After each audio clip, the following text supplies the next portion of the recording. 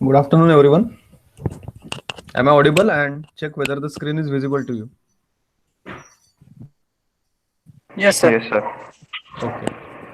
So we are going through the module number 1. We have seen the various contents like the basics of project, characteristics of project, stakeholders, critical success factors, then the fundamental information related to project management, process of project management, history, effective project management, triple constraints.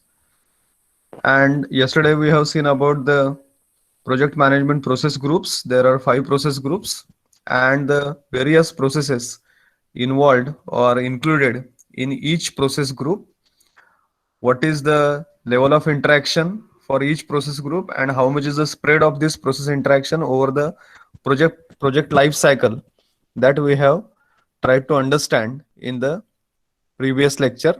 Also, we have seen the various knowledge areas. So how many knowledge areas are there? Just put in chat box. Yesterday we have discussed about the knowledge areas. How many knowledge areas for project management are there? Put in chat box. Knowledge areas.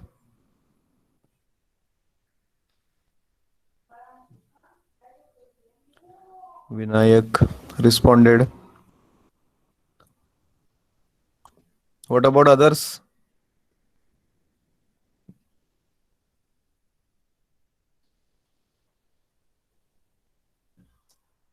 I hope you were there live during the previous session. We have discussed that this 4, 5, 6, 7, 8, 9, 10, 11, 12, 13. These numberings they have been given because they are numbered as the chapter number in the project management body of knowledge handbook, and likewise these are nothing but the 10 knowledge areas as rightly said by Vinayak. So these 10 knowledge areas now we have to see in detail. Okay, so one by one we'll be going for each knowledge area, try to understand the various processes involved in that knowledge area and some description, or we'll try to understand that what is exactly involved in that particular process which is included in a particular knowledge area. So the first one is project integration management.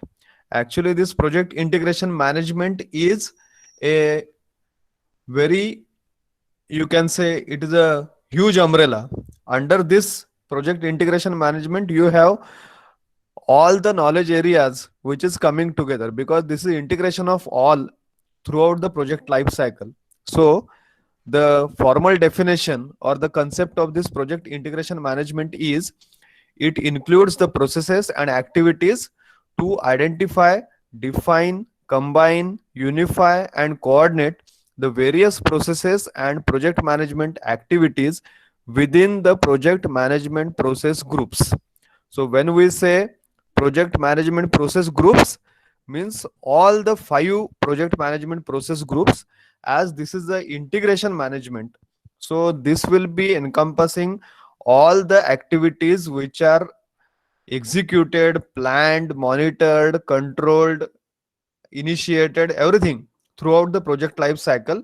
So it is including the processes and activities for identifying, defining, combining, unifying, and coordinating various processes, okay, and the project management activities. So which are the various activities they are undertaken in this particular project management knowledge area? So as you have seen, this project integration management is spread across all the 5 process groups. In each process group there is something which is related to this particular knowledge area. So these are the variety of activities: developing project charter, developing the project management plan, directing and managing the project execution, monitoring and control the project work, performing the integrated change control, and closing the project or closing the phases. So these all things they are involved in this project integration management. Okay, so let us try to understand these all 6 different processes in detail. So I hope you are able to read the screen clearly. So project integration management, various processes. Now you can see the numbering given for the processes. It is 4.1, 4.2, 4.3. This 4 stands for, it is chapter number 4, and chapter number 4 in the project management body of knowledge, edition number 5, is project integration management. So when I say 4.1, so the people who are working in this project management domain and following the standards laid down by this project management institute, when we say 4.1, they understand that it is the first process included in the fourth chapter or the knowledge area, which is project integration management. Okay, so this 4.1, 4.2, 4.3, these are the standard numberings for the various processes involved in this knowledge areas. So developing the project charter, so that is the first process we have to take into account. Now first try to understand what is the project charter. Okay, so it is a document which formally authorizes the existence of a project and provides the project manager with the authority to apply organizational resources to project activities. And developing this document is nothing but the develop project charter. The first process in project integration management is to develop the project charter. And when we say the term, that is project charter, in the glossary also you will find this definition. The project charter is nothing but the document, or we can say it is an official document which formally authorizes the existence of a project and provides the project manager with the authority to apply organizational resources to the project activities. So now the question will be, who is going to prepare or who is going to issue this document? Because we have to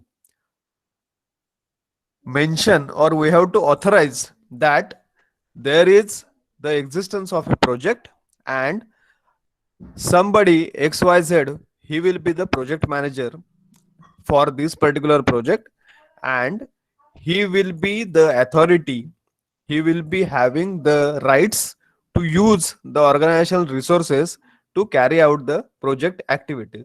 So it is nothing but the letter or the official document which will be issued either by the sponsor or by the project organization or the government organization to the project manager, which will be giving the clear cut idea about what is the project, and you will be the responsible person as a project manager for this particular project, and you will have authority to use the organizational resources to complete the project activities. Because this is the official document, every project manager needs the official authority, official designation that he is project manager for so and so project, so that he can take the charge and he can execute the things as per his requirement. Once this project charter is prepared, then second thing is to develop the project management plan. So now project has been decided, project has been allotted with a project manager, he has been authorized to use the organizational resources, and official document has been prepared and issued to him. So that is the step number 1.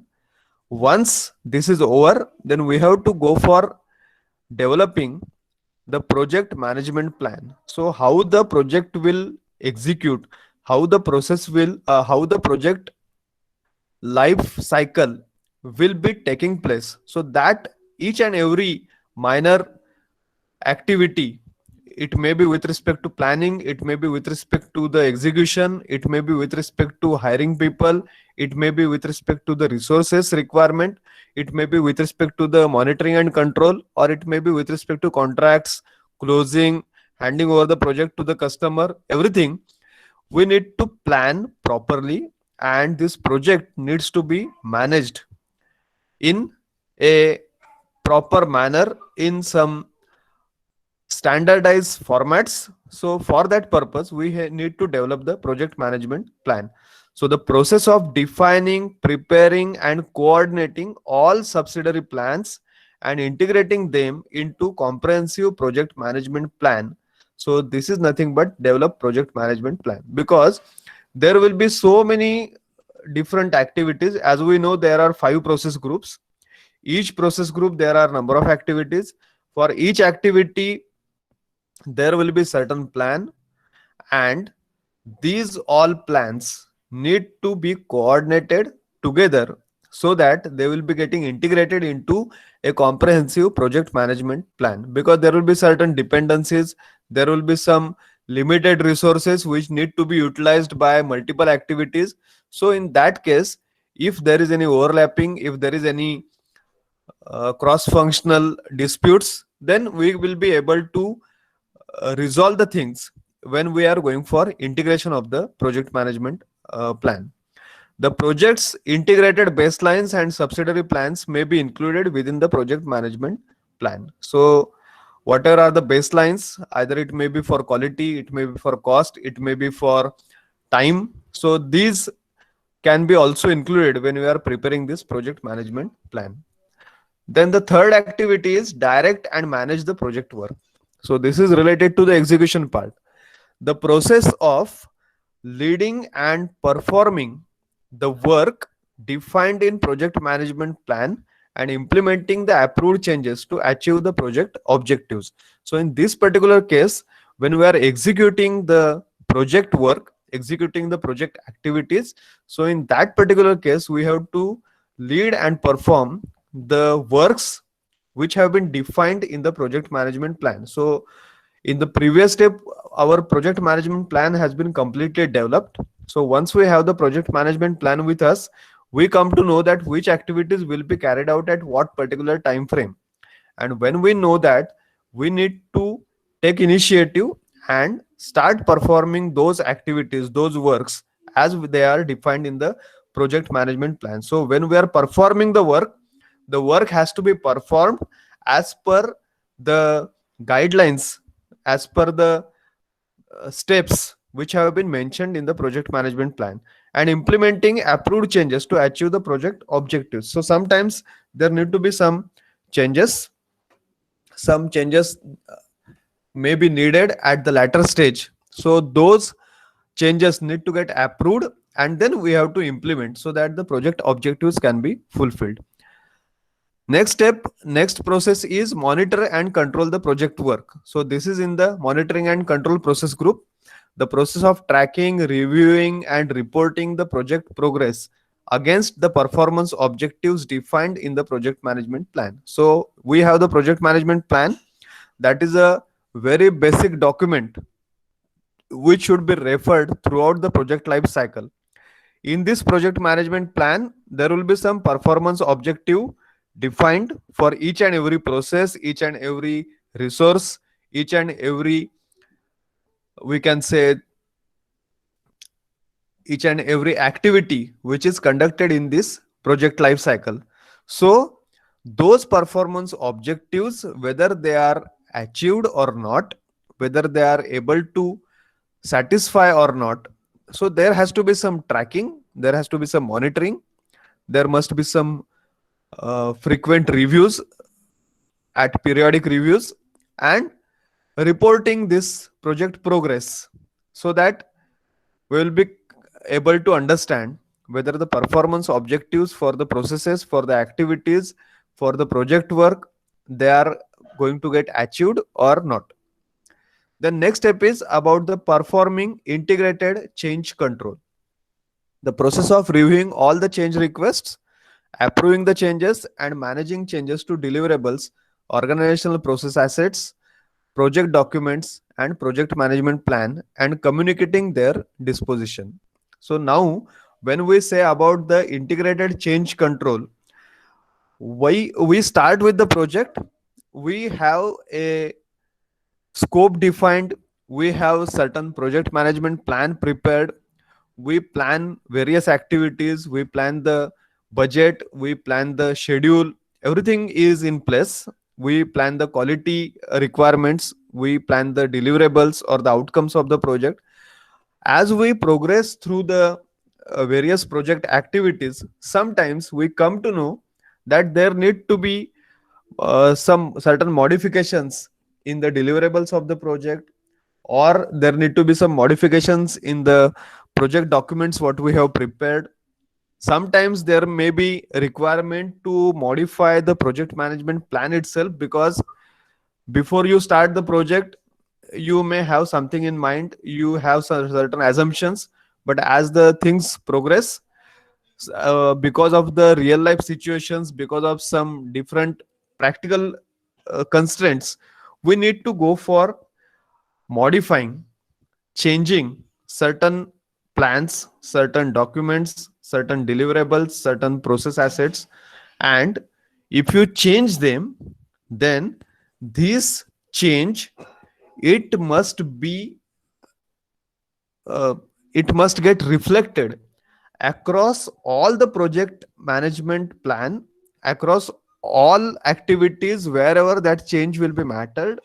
And also we need to communicate this change to all the concerned people who may get directly or indirectly affected because of this change in that particular document or the deliverables or the project management plan. Last process in the project integration control is close project or closing the phase. So it may be a particular phase or it may be the entire project. So closing is also a very important process. Whenever you are closing particular thing, whenever you are finishing particular thing, the finishing or the end of a particular process, it needs to be very systematic. So the process of finalizing all activities across all the project management process groups to formally complete the phase or project. So when we are finalizing all the activities across all the project management process groups, so that each process group has different activities, different processes.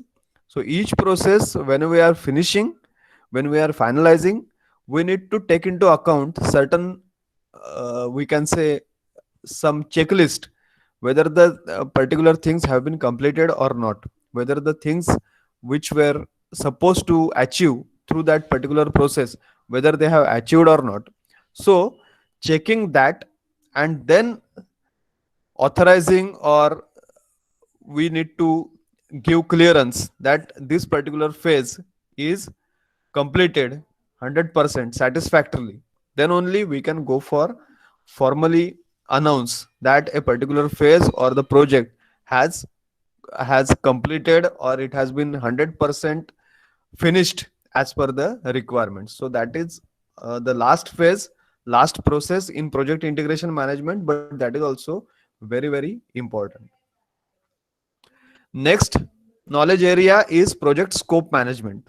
So the fifth chapter, project scope management, it includes the processes required to ensure that the project includes all the work required and only the work required to complete the project successfully.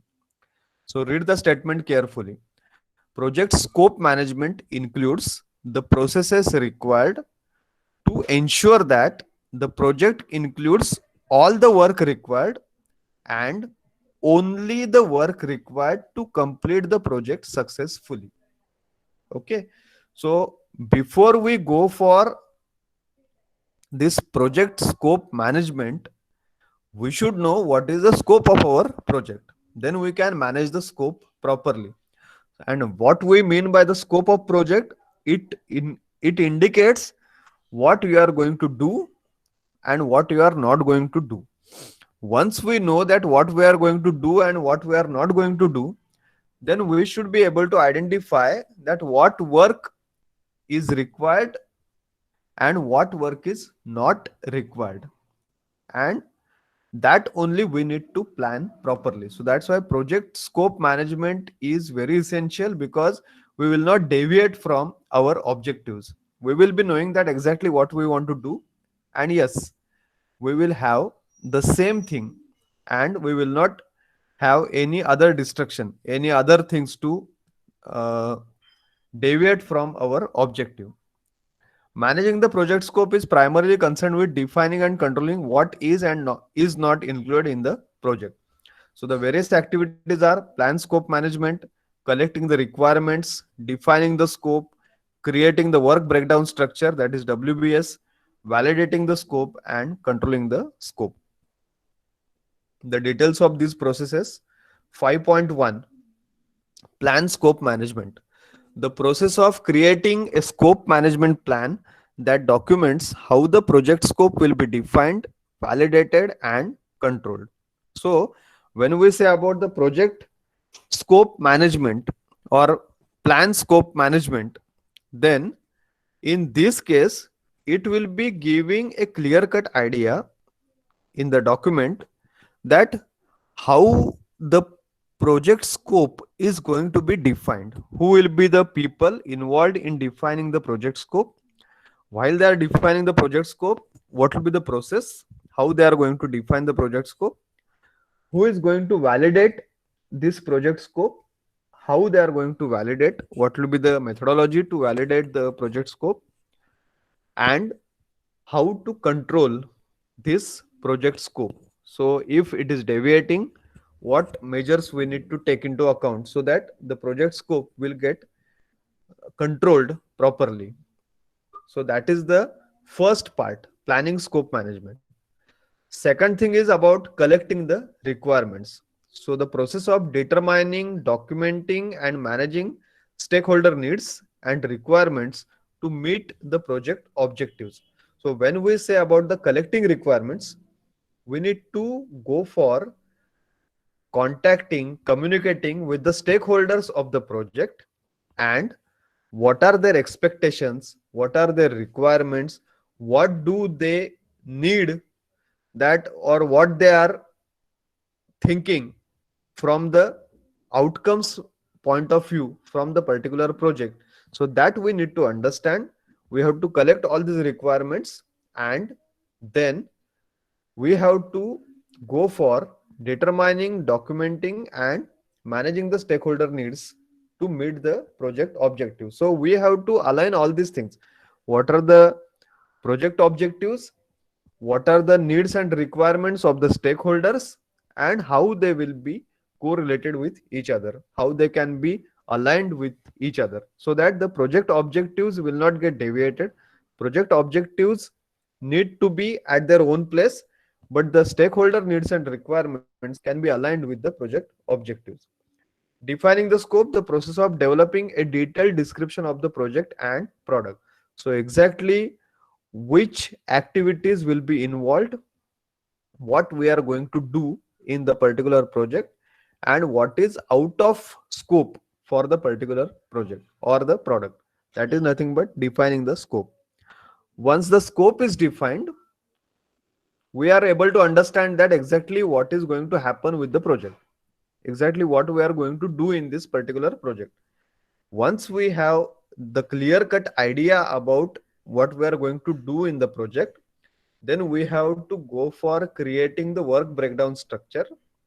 When we say work breakdown structure, the project deliverables, project activities, project work, it needs to be divided into small components, so that the individual small component can be managed properly. And once you have breakdown of the various activities, various project works into smaller components, then we need to have a complete work breakdown structure. What is the main activity, what are their sub activities, what are the sub activities for those sub activities. Likewise, we have to go for breaking down the things into small components, so that the small components can be managed properly. Okay. Then next process is about the validation of scope and control of scope. The process of formalizing acceptance of the completed project deliverables. So we need to have the validation of the scope. this validation of the scope, we have to decide that who is going to validate the scope of your project. It can be the sponsor, it can be the customer, it can be the government authorities who have initiated this particular project. So there need to be some authority, there need to be some stakeholder who is having authority to formalize the acceptance of the project deliverables, or he should have authority to validate the scope, that yes, these are the only things we are going to do in this particular project, and this so and so things will not be included in this particular project. It may become as future scope. Okay, so that is nothing but validating the scope. When we say controlling the scope, the process of monitoring the status of project and product scope and managing the changes to the scope baseline.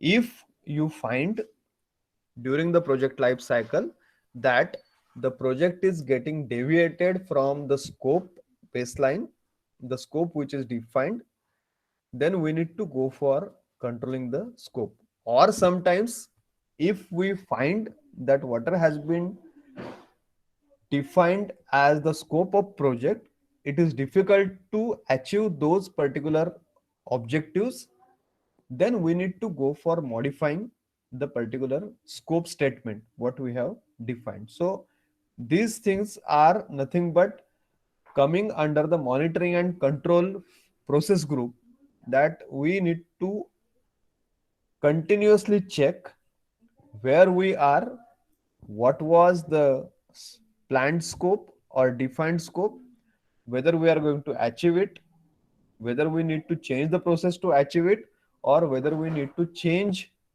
the scope statement, as the deliverables which were defined, they are impossible to achieve. So there need to be some thought process, and accordingly certain changes need to be included. Next project knowledge area is about the project time management. So time is very precious, we normally say time is very precious, and as far as the projects are concerned, the time is really very precious, because a small change in time, small delay in a particular process can lead to a huge cost involved, because that small delay may be utilizing the resources for that much amount of time, and for a complex project the resources required will be incurring a huge cost. So slight delays in the projects will be always incurring a huge cost involved for variety of resources which are required to be engaged for that particular delay in the time. So that's why we have to go for proper time management for the projects. So the project time management includes the processes required to manage the timely completion of the project. So the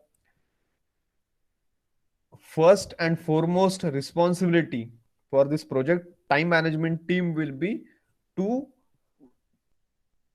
take into account the various processes involved, and we should ensure that the processes will get timely completed, so that the project as a whole will get completed in time.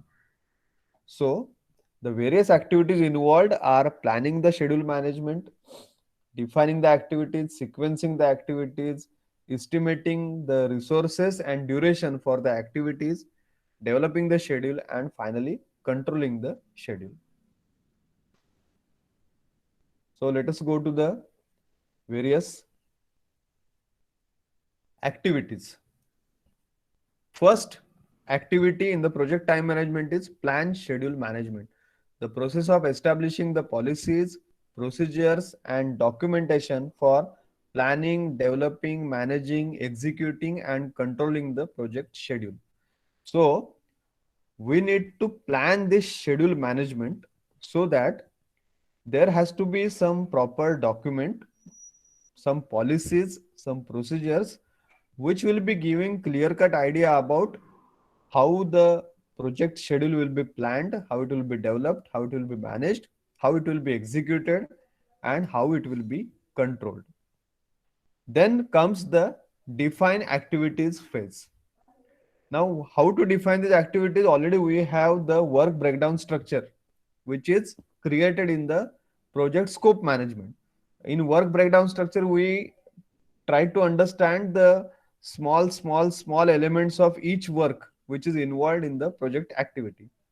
Now, we need to define these activities properly. And when we say defining the activities, it is nothing but process of identifying and documenting the specific actions to be performed to produce the project deliverables. When I say some XYZ activity, we need to have proper identification and documentation for exactly what is going to be done, which actions are required, which actions are to be performed, so that the expected deliverables of that activity as individual and the project deliverables as a whole, they will be achieved. Next part is about sequencing activities. So once we have defined the activities, we need to sequence them. And when we are sequencing them, we need to take into account the relationship among the project activities, the interdependence between the project activities, the resources which are required for the project activities, and if there are any common resources required, again we have to check the dependency on each other, and then we need to sequence the activities. The process of identifying and documenting the relationship among the project activities. Once we have this sequencing, then we need to estimate the activity resources. So when we say resources, it is a process of estimating the type and quantity of resources, like it may be material, it may be human resources, it may be equipment, it may be supplies, and any other resource, maybe in terms of finance, to perform each activity. So basically we classify the resources into two parts: human resource and non-human resource. So when I say human resource, these are nothing but the actual people involved with executing the particular process. And when I say about the non-human resources, it is including the financial aspects, the material, equipment, transportation, you can say the storage space, warehouses, or certain permissions, whatever. So these all things are nothing but the resources, non-human resources, to execute the particular process. The next is about estimating the activity duration. Once we know which resources are required to complete the particular process, what is the sequence, and once we have defined the activity clearly, then it will enable us to estimate the number of work periods needed to complete the individual activity with estimated resources.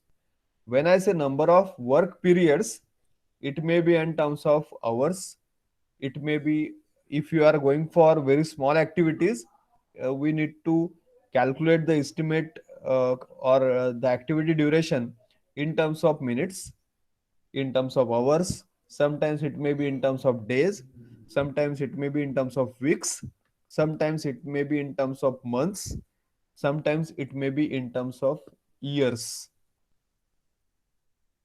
So we need to estimate whatever is the work unit, work period unit we are defining.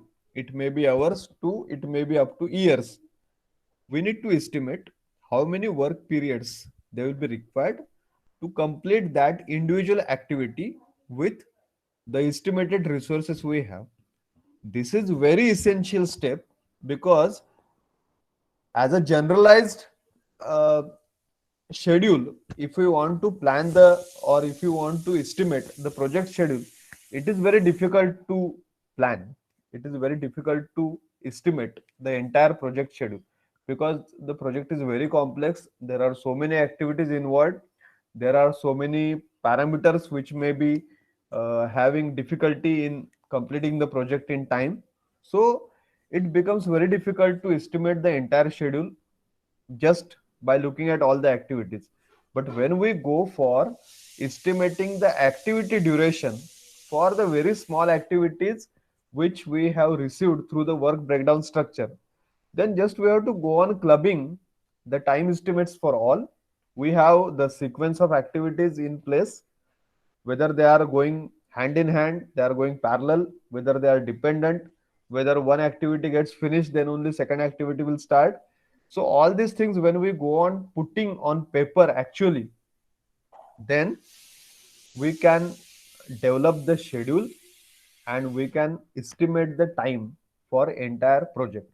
So the process of analyzing activity sequences, their duration, their resource requirement, and the schedule constraints to create the project schedule model. So normally you must have heard about the Gantt chart. So Gantt chart is used for scheduling activity, scheduling the project. There are softwares like MS Project which is utilizing this Gantt chart and giving you the facility to sequence your activities, allocate the resources to different activities. You can go for um, defining the resources what you have, so that if a particular activity is utilizing a resource and another activity is also requiring the same resource, and if you put in the same time frame, it will be highlighting that there is a conflict, that same resource cannot be utilized parallelly. So it will be giving you some idea about the interdependence of the activities and how they should be sequenced, and finally how the project schedule can be prepared. Then control the schedule, the process of monitoring the status of project activities to update the project progress and manage the changes to the schedule baseline to achieve the plan. So in this case, we need to go for monitoring. So this is again, control schedule is again under the monitoring and controlling process group. We need to monitor the status of project activities and we need to update the project progress and we need to manage the changes to the schedule baseline to achieve the plan. So we need to go for uh, having certain changes in the schedule baseline. Some activities, if they are getting delayed, some activities, whether they can be crashed, they can be completed within short time, so that this delay in the activities may get compensated, and finally the there will not be effect on the overall project duration what we have planned.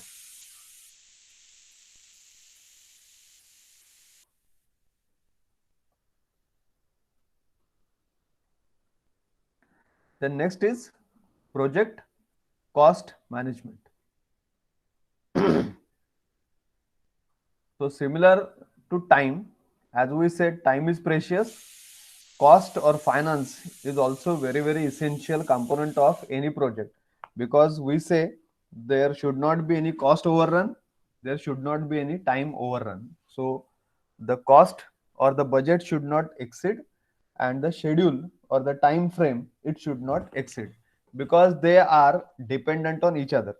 If we go for increasing the time frame schedule, the cost will be increased.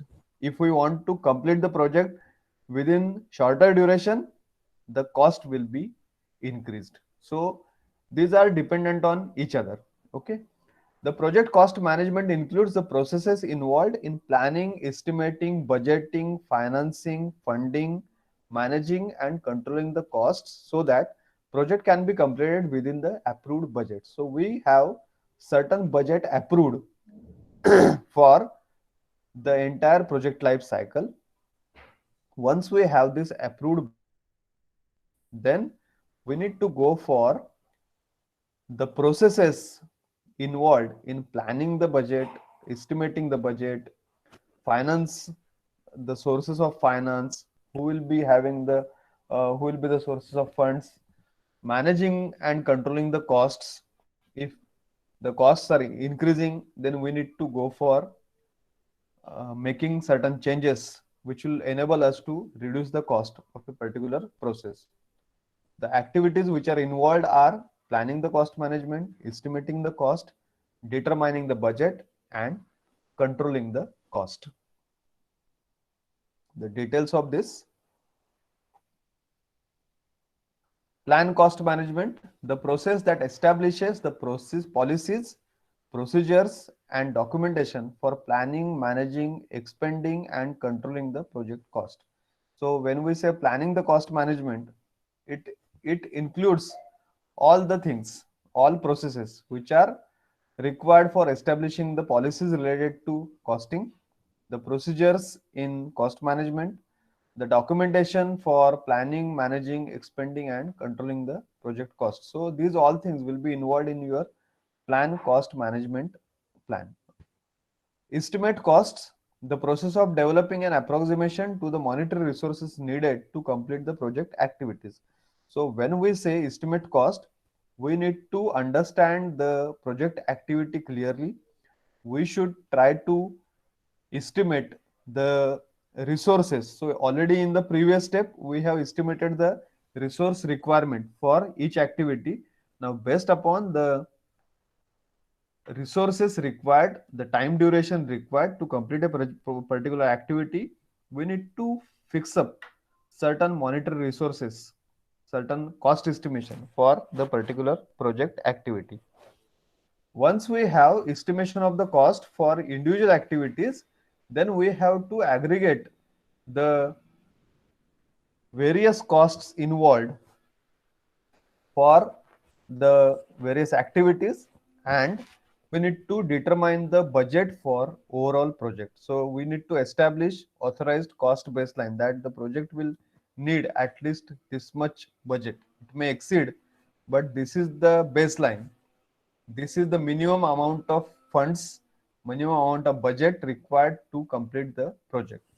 And then controlling the cost, the process of monitoring the status of project to update the project cost and managing the changes to the cost baseline. So one thing is, if the project cost is increasing, we need to, if we have proper monitoring, we will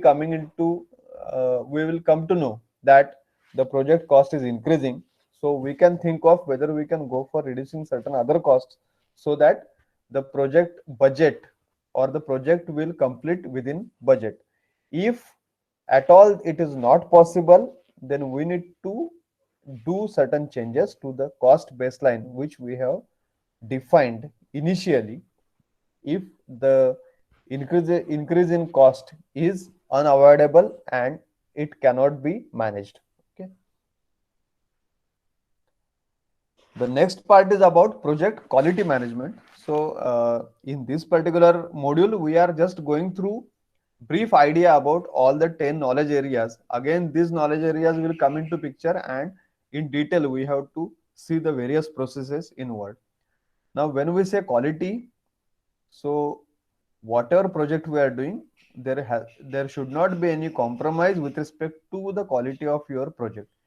In an attempt to complete the project in time, or in an attempt to complete the project within the budget or less than the budget before the schedule, if there are any compromises made with the quality, then the customer may not approve your project, or in the long run the reputation of the firm will be at stake.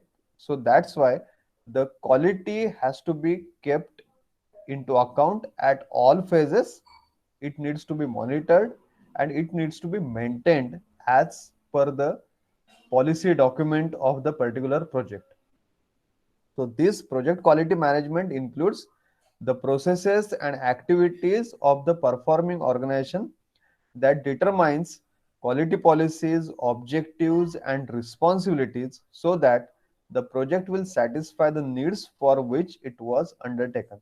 So every project is undertaken for a specific purpose, for a specific objective.